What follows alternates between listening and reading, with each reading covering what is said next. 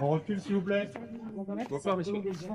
Descendez encore d'une marche. D'abord, vous avez remarqué que c'était une journée particulièrement chargée en émotions. J'ai entendu nombre de fois qu'on disait de Joël Le Squarnec qu'il n'exprimait aucune empathie. En réalité, il s'est littéralement effondré à l'issue de l'audition de son premier fils qui a été entendu ce soir, notamment lorsque celui-ci exprimant toute la compassion et l'humanité possible à l'égard des victimes que toute la famille reconnaisse comme telles. Nous avons eu des gens bien qui se sont exprimés. Aujourd'hui, il y a eu les fils de Monsieur Le Squarnec qui sont venus déposer et il s'avère que 2 de mes clientes ont eu des moments partagés dans la maison de Monsieur Le Squarnec avec les fils de Monsieur Le Squarnec.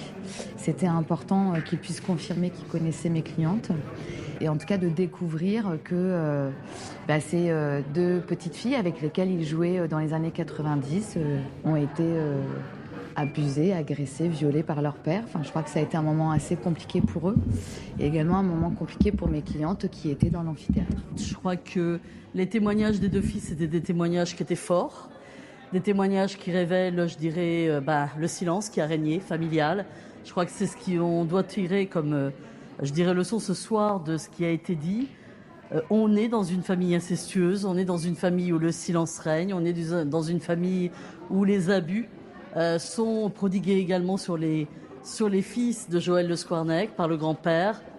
On n'a pas de réponse par le père. On reste devant des interrogations, mais en tous les cas, on a une famille déséquilibrée. Peut-être que demain, Madame Le Squarnec nous apportera quelques précisions, nous l'espérons.